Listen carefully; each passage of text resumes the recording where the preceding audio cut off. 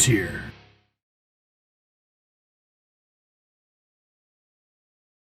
Hello, friends and fam, and welcome back to Fandom Frontier. I am one of your hosts, Handsome Dave. I'm your other host, DJ Zevo. And how's your week going, buddy? Not bad. Yeah. A little bit of work, a little bit of relaxing. Yeah. What about you? It's pretty good. I was in a wedding on Friday. Super nerdy wedding at that, by the way. Nice. That's good. It was my buddy Andy got married to his lovely wife, Sarah. Well, I guess now wife, Sarah. They actually used our Stormtrooper helmets from the shelf here. That's amazing. For all the groomsmen. All the groomsmen got together. We all put our Stormtrooper helmets. I had Viking braids for the wedding, and it was pretty badass. I felt like a fucking boss. Like, it was awesome. Did you guys do axe throwing too, like at the bachelor bachelor party? The bachelor party, we did a D&D campaign the night before. We did like a one-shot. It was a lot of fun. So nerdy. It was great, though. It was a lot of fun. It got me back into D&D, which I hate. And then the next day we went axe throwing. We went to Merritt Brewery, and then we went back to a buddy's house just for drinks and just hang out. So it was a good time. It was a good time. Good, yeah. But so the wedding, and then I went up to Sable Beach in Tobermory for the Saw that. Yeah, it was a good time. A little rainy, but I mean it was like foggy and cool. So I got some really awesome photos. I'll be posting them on like my photo page on Instagram. Shattered Frames. Check it out. Frames. Some cool work. But yeah, other than that, it was a good time. We had a good time. Did you end up renting a cottage? No, so it was Taylor's friend, Jen. She has a trailer up there. Oh, okay. So we went up there and we had to sleep in the pop-up. It was myself, Taylor, Jen, and Kyle. It was a great time. That's awesome. It was a really good time. I was mostly just like, because if you have a cottage connection. Oh my God, so no! If I had a cottage connection, you would have known long before that. So today's episode, if you clicked on it, we're getting really nostalgic today. We are doing cartoons! Oh, that was really good. I like that. But yeah, we're doing cartoons. If you haven't guessed, we both love cartoons. Also, adult cartoons, classic cartoons, just anything. Like, Devin, when you hear the word cartoon, what do you think about? That's actually a really good. That was one of my questions. Oh, wonderful. I think it's a combination now of what I would watch as a kid. Yeah. And also how much I love adult cartoons. I'm into it. So, like, I think of Family Guy. I love old Family Guy. Okay, can we stop for a second and say old Family Guy? That's where it hits differently because, like, New Family Guy isn't bad, but definitely old Family Guy. Exactly how I feel. Like, New Family Guy is still funny. It's still good, but it doesn't hit the same. It's not the same. No. It's not the same. It doesn't slap. But then I think of, like, of other adult cartoons, Rick and Morty. Yeah. But then there's also, like, the teenage cartoons. So much about like Steven Universe. Steven Universe of Gravity Falls. Like so much about loving yourself. Absolutely. And but being it deals with the issues. Yes. Like, I the one that stands out to me the most is obviously the Steven Universe episode when they talk about abuse, a relationship abuse, and like how it manipulates someone, but they did it in such like a stellar universal way, and it was just like if kids are watching it, they'd pick up on that story. But 100%. If adults are watching, you're like, oh no, that's about relationship abuse. Oh my God. His ongoing relationship with Connie and them being kids together, growing into something more. Like if I saw that as a kid, complicated feelings about people that you're just friends with, and then as you start going through puberty, you're like, I feel different about this person. But that happens. And the way that they do that and portray it in the show is beautiful. Something you don't want to talk to your parents about, but you're going through it. Yeah. You feel weird. Oh, it's great. Yeah, it's great. What about you? What do you mean? The cartoons. Like when you just hear the word cartoon, what's the first thing you think of? You know what's really funny, and I know this is probably really bad because I think he's in jail right now. When I hear cartoons, I think Ren and Stimpy. Yep. And I know John K. he did some bad shit, and he's locked up. I think locked up, but he did some real bad shit. But cartoon it's. But that's what I mean. Like it's that John K. style animation, and it's like, and again, that's where it was just like when John K. first created Ren and Stimpy, it was for kids. Yeah. There was subtle stuff towards adults, but by the end of it, when he stopped caring, it was just full blown. Oh my God, I can't show my kids this. Like it was too gruesome. It was too like graphic. It was all adult subject matter was on the table. And you could tell that John K. just started losing touch with reality for that. That style of when it hyper focuses on a still shot and it's so in depth. It's like Ren has like I don't know, a pimple on his butt, and then it zooms in. And you see like all the pock marks and everything. Yeah, exactly. That was so funny. I love that. Yeah.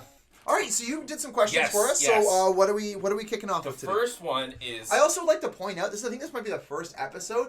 Both of us are not drinking. Oh yeah. Like he's got Mountain Dew. I've got coffee. Like this is a Fandom first, baby. This is a first. Okay, so question number one. How are we starting this bitch off? So, give me your. I'm gonna do both. Give me your favorite Saturday morning lineup, or one that if you could have curated your own Saturday morning lineup, what would it be? Oh baby, this is gonna slap because I honestly I'm gonna do both. So my perfect one. Yeah. Fox Kids. Fox Kids in the morning when I was a kid. That screw YTV. I know YTV's Canadian and I hate that. I hate saying that, but like Fox Kids had the best cartoons. Like we're talking. You're starting the morning off with Spider-Man Unlimited. Oh my goodness. You're talking Digimon. You're talking the Mighty Ducks. Like I mean, you're talking about like all these incredible cartoons. Mighty Max was there too. Yep. And like you had all these incredible. I forgot that Mighty Max was a cartoon. Yeah. Holy crap. That's what I mean. You had all these amazing cartoons, and even still, like I remember, like I was watching like right into junior high because like man, like for instance, like Digimon. Digimon got older with us. When the first season came out, that was for kids. The second season came out, we're like, okay, our kids that watched us are now a little bit older. We're going to gear more towards that. We're not going to be afraid to talk about suicide. We're not going to be afraid to talk about death. We're not going to be afraid to talk about feeling alone in the world. Yeah. Great. And then season 3 came around. It got even more dark, and it's because it got older with us. And that was any cartoon that can do that. I'm like, you got my props. Like that's amazing. But if I'm going to curate my own, all right, we're doing Beast Wars to start. Ooh, that's a good one. Followed by Digimon. All right. Followed by Pokemon, because I can't forget that one too. I know this would never be played during the morning because of kind of the subject matter. I would love me some Gundam. Like Gundam Wing. Yeah. I would love some fair. Gundam Wing. I would also follow that up with Ned's Newt. Ned's Newt. Yeah, Ned's Newt, man. That shit was great. Yep. And what was one more that I could top that off with? You know what? Just because I know it was again prime time, but I would also love to see this in the morning. The Muppet Show. It's not even a cartoon, but at the same time, Jim Henson. I feel like you could fit it in. I feel there. like Fine. I feel like you could. That's fair. But yeah. That's good. That's my pick. Mine, so the ones that I remember the most, I have a brother who's 10 years older than me, so at that point he wasn't really into cartoons, but he did always go back, so I don't have like a one that I perfectly remember, but I remember it being a shit ton of Transformers. Yeah. The old one and G.I. Joe. Yeah. Those the original. Yeah, that's definitely. Those ones I remember just watching. They'd have some channel would have back-to-back episodes. Yeah. Oh, and it was so good. See, this is where our age difference, like I'm jealous of it because like that's my generation. Like I love that, but like I was too young. Like as I was watching it, it was just ending. I literally was on like the cutoff, and I think even. The only reason I watched as much of it as I did is because of my brother. That's fair. That being said, my perfect lineup would have to be something like, and I'm thinking young. So at this point, I'm like maybe like 6 or 7. So I'm not super into like the. Like, I would say, Tailspin. Oh, I forgot Tailspin. DuckTales. I'd probably do DuckTales first. Tailspin. I was gonna say Tailspin would be like it's like a kind of like a spin-off. It almost. is, right? Yeah. Darkwing Duck. Yeah, my boy. Yeah. Bonkers. Did you know that they're actually? I think they're bringing back Darkwing Duck for Disney Plus. So yes, it's on there. Is it? Okay. And it's amazing because now I get to introduce Tegan to these shows, and she loves Tailspin. No, they're doing it again? A new series. Yeah. Oh, I didn't know that. I think I saw something like David Tennant to sign on for it too. It's incredible. I know, it just got better. I get to show all this stuff to Tegan now, and she's really enjoying it. Bonkers, and then probably top it off, Freakazoid. Yeah, I like that. those cartoons were always, and if I could like throw in some others like Ned's New, like. Can we also, for the record, go on record and say that Launchpad, number one sidekick. Yeah. Number one sidekick right there. Launchpad was the best. If you, for those you don't know who didn't watch Darkwing Duck, Launchpad was a sidekick. Honestly, screw Robin. I want to have a Launchpad with me. It's funny how many duck-themed cartoons there was, and they were all really good. Right? Okay, so next question. Yep. Give me your best recommendations to get an adult into cartoons who's not into cartoons. You know what's really funny? I'm ready for this one because we've also talked about, I would recommend Steven Universe.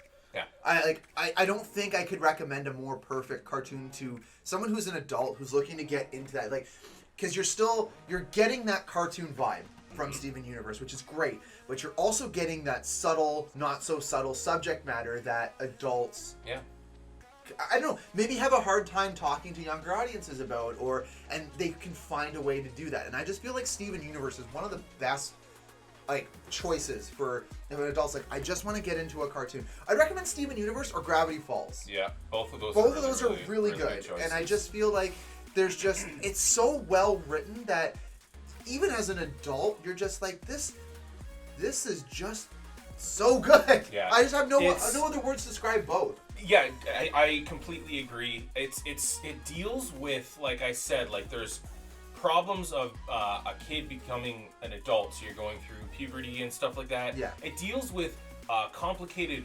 relationships. Yeah. There's subtle hints at just accepting yourself, whether that's, kid, like, if you're gay, you're straight, or trans. Like it deals with these issues, but it's never like it is literally that perfect umbrella. Yeah, it encompasses everything without covering you too much. You know what I mean? Yeah. Like you're open to the world still, but it covers. It's such a good show. Yeah, we watch it as a family, Susie Teigen and I, and we all get that vibe from it. And it definitely has sparked those conversations. Can I just say that is literally the perfect example of why I chose this, because it's you as a family getting together, and like just from what you've told me about all your struggles with Tegan and everything like that, just growing up, like I mean, it's nothing bad. No, it's just she's a preteen, exactly. Yeah. And that's the thing is, it's just like it makes me so happy to hear that you guys use this as your middle ground. Like you all can find something in this show to relate to, and this is why this is a perfect example of a cartoon for adults. Yes, although if I got to give one myself, I would have chosen Steven Universe, but second one. Adventure Time. It does deal with some complicated issues. Yep. It's definitely not the same as Steven Universe in terms of recommending it to an adult. Yep. It's just really fun. It is so whimsical. When I watch Adventure Time, I'm not thinking about much else. That's fair. The world is very dark and complicated right now. If you were to shut yourself in for an afternoon, just kind of try to forget about everything. Yeah. Adventure Time is the perfect show to put on to make you feel better. And I think there's one more that we can throw in there that we both agree with. If you need to separate from reality and go on a great adventure, Avatar. Oh my goodness. Avatar, Legend of Korra, all of them. Like honestly, it is the one show that I bought the complete series on Blu-ray, and I don't regret it because it's just so well written, and it's not.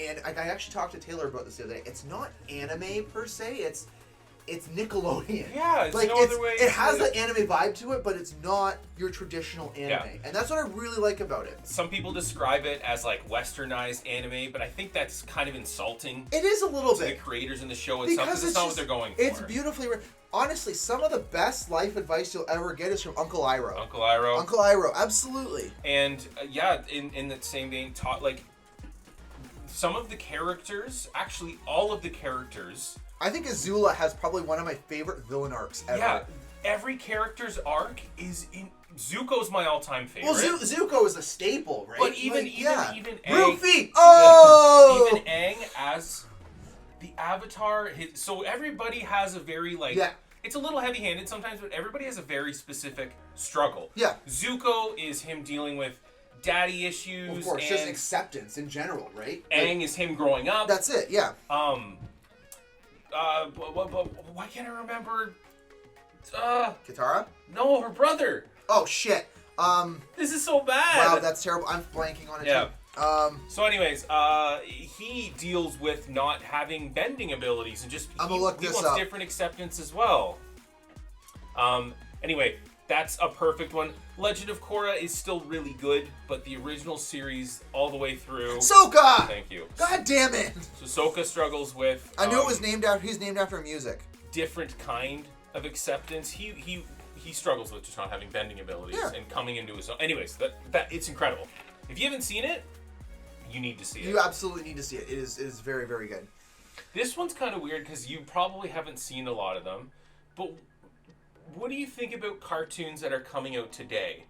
Like, and I mean, have you seen any of the cartoons that are made for little kids? We're talking like Paw Patrol or you know what? Town Puppies. Just because, like, again, this is actually the perfect time that you asked this too.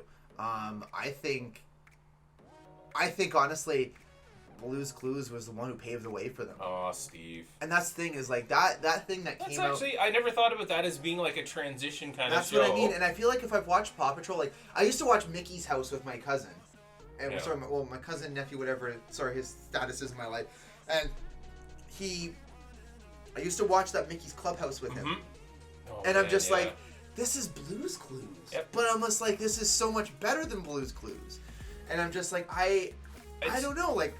When we were kids, like there wasn't TV designed for anyone younger than like 5 or 6. That's it. And there's stuff now. I think like Baby Einstein kind of paved the way for like kids. There's still some interaction in it. You know what I'm really sad that kids are missing out on nowadays though? Pokeroo. Oh, Pokeroo. And Bear in the Big Blue House.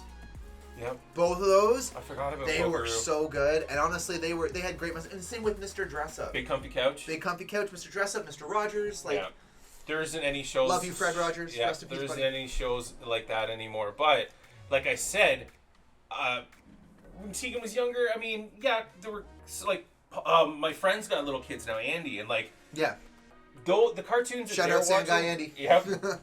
The cartoons that they're watching, like Paw Patrol and stuff, it's fine. They like it. It's more used as a distraction. Yeah. So that they could just do some laundry or something. But once you get a bit older, Mama needs a smoke. Yeah. That's when you start getting into like. That's when you can start like enjoying cartoons with your kids again. Yeah. And like I said, Tegan now is getting into Darkwing Duck and stuff. But I forgot we did used to watch Blue's Clues. We did. I remember Tegan loved Big Comfy Couch. That's it. Getting up and doing the exercises. The clock exercises and the 10-second tidy. By the way, bullshit. That was never 10 seconds. No, that was way more than 10 seconds. I'm on you, Lunette. I hear you, Lunette. All right. Cool. That was good. It's funny looking at it through the lens of a kid, and just that there's all these different categories of cartoons, and then now, like we said, the fact that there's so many cartoons specifically made for adults or made for adults to be able to watch with their kids. It's awesome. It's great. What is your favorite or best cartoon crossover? Oh, shit. Oh, got this. 90s Spider-Man and the 90s X-Men. Oh, yeah. You know what? That was the first MCU, and I love that. I'm sorry. I think I did pretty good going this long without bringing up comics. And you know what? Yeah. This one was really good. So I got to go back in the 90s, the Amazing Spider-Man cartoon was incredible. Like, it was absolutely phenomenal. We got that amazing Aerosmith guitar riff intro. And it was... It's so... Everything you say, it's like once It's all clicking. It's all clicking. But like it's like I'm getting punched in the face with nostalgia right now. But, is this a cartoon episode of Nostalgia 2.0? Yeah, jeez. But no, so we... you got that intro. You got an amazing overall story arc. You got Carnage, Venom. You got Hobgoblin, Green Goblin. You got everything, and it was great. And then near the end of it, we're just like, guess what, bitches? We're gonna bring in the '90s X-Men in this too. Yeah. And it was just like there was 2 episodes that crossed over into both. Like there was Spider-Man was in X-Men, and the X-Men were in Spider-Man. It's just like they're in the same universe. Yep. What is going on? Like, and it was great because that was like that paved the way for like the MCU in my books. Like that was really cool. But no, that was my favorite because like something about that just hit home. Yeah. And as like a pre-comic book, well, that was kind of comic book then. That was awesome. That's what I wanted because I always see that crossing over my comics. Yeah. And now I can see it on TV. That was awesome. When you saw it on TV, it was so cool. Oh, it was so cool. Mine is going to be one that we kind of already talked about. There was a Ninja Turtles Power Rangers. Yeah. It was really funny. Back in the day. When you first mentioned that, was my first thing that came to mind, and then it was Spider-Man. I'm just like, yeah. That's number 1. Number 2, and there's so many of them. Batman the Animated Series. Yeah. There was just a ton of... That show was so good. Near the end, they crossed over with the Justice League a fair bit because that was leading to the Justice League TV series. And that arts, every time that show came on, and you know what? That show paved the way. It's not a crossover, but shout out to Batman Beyond. That show was awesome. Beyond that was artwork, incredible. When I think of cartoon Batman, I think of triangle eyes. You can say that Batman Beyond is actually a crossover because of Kevin Conroy being Bruce Wayne and carrying on that, like, I get it's a continuation, but, like, it could be considered a crossover, too, because you still have the Justice League appearing in there sometimes. And when I hear cartoon, like, that specific art style, like I said, Batman triangle eyes. That's it. This whole silhouette. Yep. That's so, I love that show. That slaps. Okay. I gotta stop fucking saying that. Thanks, Taylor. It slaps. It slaps. Damn it. It's bussin'. Bussin'. No. I think I prefer slaps to bussin'. This is a good one. Okay. What is a good book, comic, character, whatever you want, that isn't a cartoon that you think should be made into it? What would be a good thing that we could make into a cartoon that isn't already? So are you talking like... Oh, okay. Okay, I see what you mean. You want me to give my answer first? Yeah, actually, I think because there's a lot that comes to mind that I would love to see. But I also have to think, because the 80s and the early 90s were a really weird time that they tried this shit. So I have to make sure that it hasn't been done yet. It's funny looking back, too. So this isn't a cartoon, but, like, the Michael Keaton Batman movie, people feel so divided about it. Yeah. I personally, I love it too. Tim Burton, man. That's my Batman. And the fact that they're like, right, it's so easy to look back on things that tried something and go, that was garbage, because you get the Christopher Nolan movies now. You wouldn't have had those dark, gritty movies if you didn't have that other one. Do you want me to finish yours? I don't know why I stuttered like that. So I think it was just pure excitement. Yeah. This one was done, but you know what I really want to see? They've done it, and I've seen all of them. I want to see a Dead Space cartoon that's a prequel. I want to see all the stuff about the marker and the unitology and everything. I want to see a series. I really like that. A series that delves into the Church of Unitology. I love that, actually. And that's great. How, like, because you'll know, looking back, that the markers are affecting people. But the comic that you gave me, I want to see that kind of stuff into a gritty, dark, gory cartoon. But it's not gory all the time, so you're kind of always on edge waiting for something crazy to happen. That's what I want. That was my answer. You ready for mine? Yes. And get ready for the biggest mic drop ever on this. The Goonies. Oh my goodness! But done in an 80s style cartoon. Like how they did the real Ghostbusters. Oh yeah. But like after the events of the movie. Or even before the events of the movie. Yeah. Either one would work. Right? I'm trying to even... it hasn't been done yet, but that's the thing is, like, I feel like the Goonies, especially the adventures of... Like, call it the adventures of the Goonies. Yeah. And it would work. Oh, you could make that so... there's so much stuff you could do with that. Right? You can make it so episodic. Even if they modernize it, like, if Adult Swim modernized the adventures of the Goonies and made that a cartoon, I think that would hit. Especially... Because the Goonies is having a huge resurgence now. Oh, yeah. And that's what I mean is, like, I got... There's a board game for the Goonies. Everyone knows the Goonies now. That's what I mean. That's where I got the idea. I looked over and I saw my Chunk Goonie. And I feel like that would be a huge hit right now. Yep. Especially in this Rick and Morty driven world. Man. Yeah, Justin Roiland can do no wrong. Even he's embarrassed by his fans at this point. But can you imagine if Justin Roiland and Dan Harmon did the Adventures of the Goonies? Yeah. That would be incredible. Yeah, no, I'm literally thinking about like how many different art styles you could do it in, how but the age you could make it for. I don't think there is an art style that wouldn't work with this. You could do it any way you want. Yeah. Like think of it like in a Rick and Morty style, or like a Simpsons style. Like it would just work. Yeah, absolutely. There's just so many things possible. I'm so happy with my answer on that. What's a cartoon that, this is kind of in the same vein, but what's a cartoon that you'd like to see revised or updated? We've actually answered this one before, and I still stand by this. I know that the original is a classic, don't get me wrong, and I know that Netflix has kind of done an attempt at rebuilding this, and I still haven't watched it, and I need to. I would love to see, like the comic we've been reading, Beast Wars. That was my answer, too. I would, just because how revolutionary Beast Wars was when we were growing up and how incredible it was, like, for the time. But like, I would love to see updated graphics. The new story that we've been reading, where you get the extra exposition on all the characters and everything. Yeah. Like, I would love to see that much more of a rich story with rich details, characters, plot, just everything. That would be really redone for this modern age. Like, and I know they keep hinting at, oh, we're gonna do a Beast Wars movie. Yeah, cool, fine, get to it eventually. But the cartoon, I think, is where it's at. Like, if you did like a 7 or 8 episode series, that would be perfect. Make it an hour long each episode. Oh yeah. And just in that style of animation, it would. If you haven't seen Beast Wars, it would resonate with new audiences and old audiences. It sounds like it's something that you need to be a nerd to be into because it's animal Transformers. You really don't. Honestly, for its time, you got to give credit where credit's due. The relationships that the characters developed. They're like, it's the one show where you're not just good or bad. There's multiple characters in that show that change allegiances often because they're internally conflicted by what the other characters are doing. Nobody. Well, there are people obviously Optimus Primal is always going to be the good guy. Yeah. But there are other characters. But you go into that knowing that, like you know that is Megatron's the villain. Optimus Primal is the hero. But a lot of the other characters, they're in a gray area. Yeah, but that's fine. That leaves them ambiguous. That's what I mean. As a kid, that wasn't done very often. No, and I feel like that'll... Yeah, that would be... Wait for my answer, man. Okay.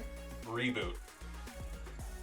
I would love... So first and foremost, I just want to say, both of these, and this is props to us, Canadian cartoons. Yeah. Canadian cartoons of the 90s. Mainframe Studios that created both. Yep. Was commissioned by an American company. They were given these projects because they're like, we don't want them. Do you want them? And they were Canadian actors. They were Canadian writers, and they were Canadian studio. It was a Canadian studio, and this is why I watched this on Canada Day. Yeah, it is both. They're both Canadian cartoons. And like I said, the writing in both these shows, props for. It was one of those shows that grew up with us too. Like, it got darker as we got older. Reboot got really dark. If you haven't seen Reboot... From Enzo to Matrix? I mean, come on. Like... Yeah, Reboot... It's hard to... It's a show about people that are... Sprites that live inside of a computer. Yeah. Like, the whole thing, Mainframe is the city that lives inside of a computer. The user, which is us, imports games and they play them. They have to fight the user. There's a virus in there. Two viruses called Megabyte and Hexadecimal, who coincidentally were the same until they were separated. You don't find out until the movie, but they were the same person until they were separated. But yeah, and it's such, even like season 1, like every episode, you can just jump in it. Like it's not one that you have to follow. Sometimes Enzo actually grows up. Yep, it's actually... Becomes a guardian taking after Bob. It's the last 3 episodes that are all connected. And that's when you have to start watching it. And then after that, when season 2 starts, that's when you really have to start paying attention because everything gets darker and darker and darker. And it's really, so really well done. Yeah. Again, like we said, a lot of cartoons at that time, not that they weren't taking risks, because there were other cartoons that were excellent, but... The formula that worked, I'm sure there were big studios that were like, just do it. Just do it. The formula. Good guys versus bad guys. Good guys win, but bad guys aren't dead. You don't kill anyone. You go back, you fight them again. That G.I. Joe, original Transformers kind of formula, just good versus, not even evil, just good versus bad. Just good versus bad, yeah. These other shows were like, it's not always that simple. There's more to it. There were villains that had not just... I'm evil, I need to destroy. They actually had ulterior motives. They were very well fleshed out villains. And that's the thing is like... And you caught that as a kid, though. That's it. Like, even as a kid, like and I didn't obviously go in depth with it, but it would be like, why do I like Megabyte Hexadecimal more than... Like, Megabyte was... Who was he voiced by? Oh... It doesn't matter. I can't remember, but his voice is so... like it's not like... I don't think he's a super famous, but... I think he actually passed away. Oh yeah, I'm pretty sure he was old when he did the show. His voice is incredible. I think I hate to bring this up again, but I think he's actually in Reboot Guardian Protocol as Megabyte, and that was his last performance before he passed away. Which sucks because that show sucks. Won't look at his name again, but if he's got he's got a Tim Curry kind of vibe. Actually, that's the best way to. He is the '90s equivalent. Sorry, 90s cartoon equivalent of Tim Curry. Yeah. He's just very, very iconic. He also voiced, I think his name's Drake from Mighty Ducks. He was a villain from Mighty Ducks as well. Mighty Ducks. Yeah. That's awesome. Both those, so again, the original question was revised. Yeah. Both those shows with just, again... It's from the same studio, too, which is even amazing. The stuff you could do now to modernize it and update the graphics... Oh, you would totally be able to throw that to a new audience. Absolutely. Yeah. I mean, that's the best part about that show. Both of them is you could easily repurpose them, retell the story, and it would still be good. As long as Michael Bay wasn't doing it. Clearly. Oh, no. Clearly. Please, no. No. Okay. Give me one cartoon that everybody loved, but you hated it. And why didn't you? Or not even hated. Why didn't you like it?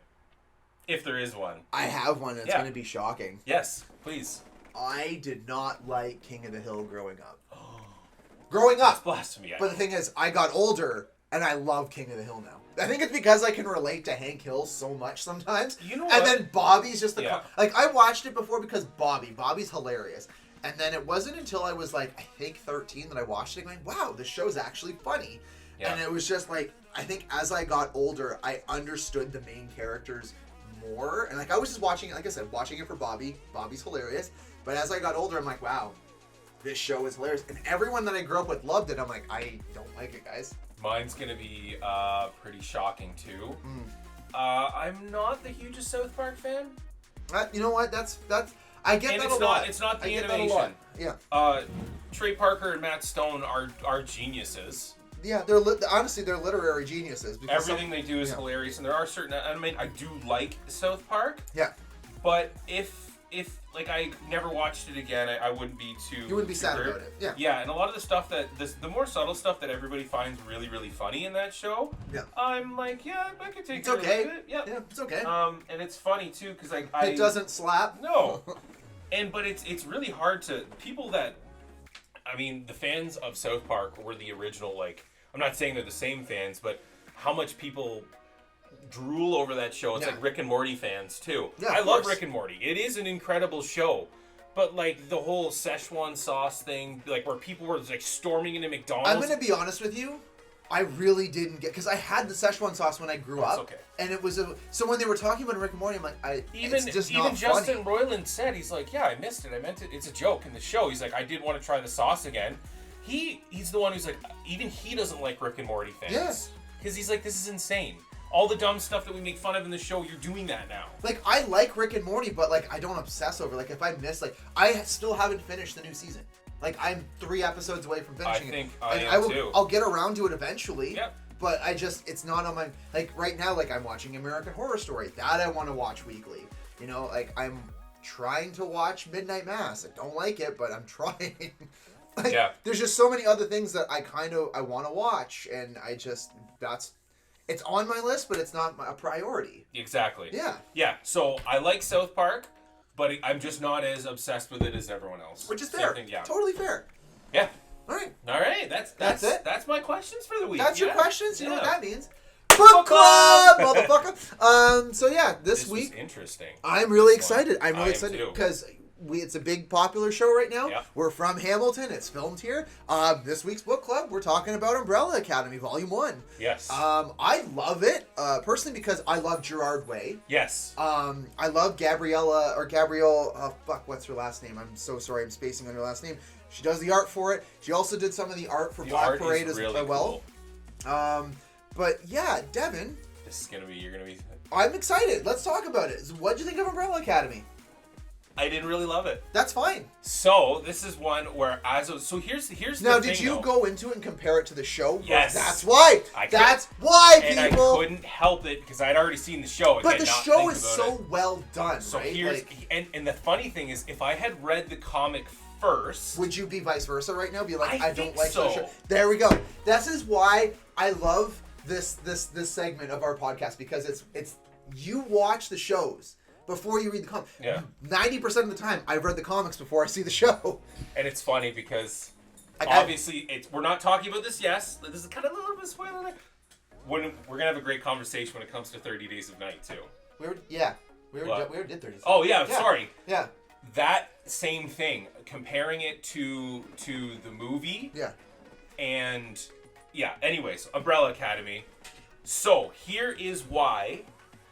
The things that get fleshed out more in the show, because they're catering it to a different audience, but isn't in the first volume. Also, if you're watching right now, I swear I'm not playing with myself. Penny actually just came up between my legs to say hi. I swear I'm not touching myself. That's the only reason he has a dog. Oh, fuck you. So, I just realized how that looked. So, there's going to be more volumes, right? Yeah. Well, no, there's 3, and then You Look Like Death, which is actually Klaus's story. And they they take Klaus from Umbrella Academy Netflix and Klaus from Umbrella Academy the comics, kind of combine the two, and I really like the character. Actually, I gotta admit, I kind of like this version of Klaus more than both. It's really cool how they did it. So there's a lot of loose ends, and in the comic that's done on purpose, but in the show they flesh it out a bit more. And so there's Penny. So it's mostly that I don't even want to say I'm disappointed. I have a lot of questions after reading the comic. Okay, what are some of the questions? If we can answer them. Space Boy's monkey. Yeah. Right? Yeah. They don't really explain it in the comic. No. He's just a monkey. That's what I mean. Yeah. So as a casual fan, I'm like, why? Yeah. Why is he a monkey? But that's why I like Netflix. What's his obsession with the moon? I get why he's up there. Yeah. But this is why I like when they take liberties with movies where it's just like, this, in comics you're told this is just how it is. Exactly. Whereas in the film they're just like, no, we're going to explain this a little bit. That's and again, that's kind of just how they do things in comics sometimes. And sometimes it's maybe good, sometimes it's maybe shit. Bad. Yeah. But as a casual fan, I'm one that's always very curious, and I get that there's like this. I'm going to relate this back to. That's fine. This is going to be a Skyrim thing. That's totally fine. The Dwemer. So the dwarves in the Skyrim universe are gone. They all just disappeared one day. That's probably the biggest question in the Elder Scrolls universe is what happened. And there's a lot of theories. It's almost explained. But Todd Howard has essentially straight up at one point said, "Hi, bad dog." Todd Howard has essentially said at one point that there's some things that they're just not going to explain because they want to leave it. Fine. It kills me. I love when thing is like I'm the worst fan for that stuff, and he's right. I'm agreeing that he's right, and I hate it. I'm going to say something that you're going to really hate. I love when comics and TV and movies do that, right? Because it leaves it up for interpretation. And I hate interpretation. Just tell me what it is. Tell me what it is. But that's okay though. It is. And honestly, like I feel the same way you did about this. And you know what's funny? I have a pretty controversial opinion about Venom Let There Be Carnage right now, and because, again, I know a lot from the comics about it, but it's the same stance that you have, where it's just like, I don't like it. And I know that I am being... that wasn't my opinion of it, by the way, but it's just like, there's things that I don't like, there's things that I do like. I know that I'm being a poop head. The Umbrella Academy is such a weirdly rich, interesting story. Gerard Way has developed a very cool universe. Even the powers that the kids have are so weird. Yeah. They're so weird. It's great. But I'm sometimes one of those fans that does want to be spoon-fed. Not all the time.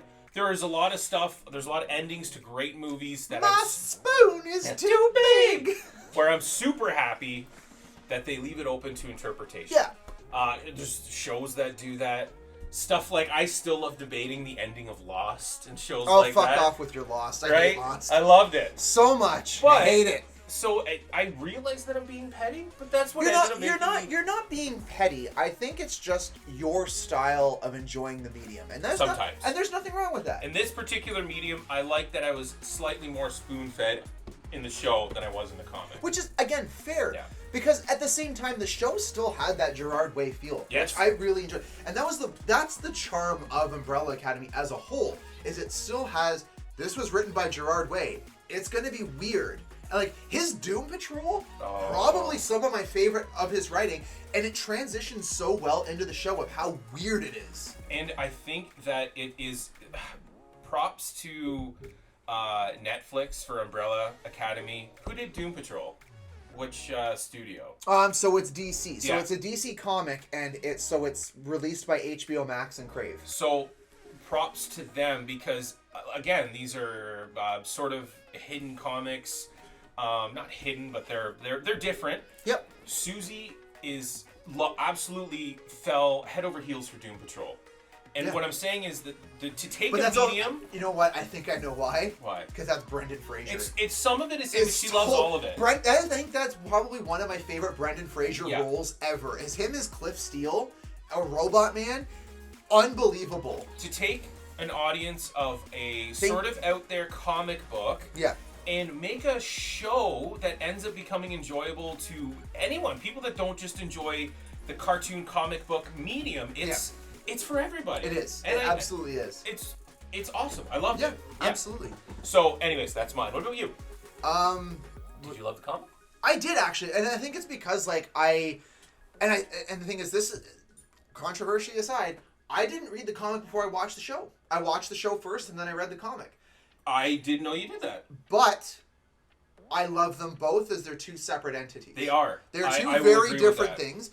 And if you go into it thinking that this is going to be different than the show, you're going to enjoy it a lot more, which is what I did. Yeah. And I knew that there was going to be a lot that didn't translate well because when Gerard Way first wrote this, he was just coming off of Black Parade. So I'm just like, this is going to be weird. It's going to be really weird in the best way possible. And it was. Yeah. It was weird in the best way possible. And the killer, the robot army.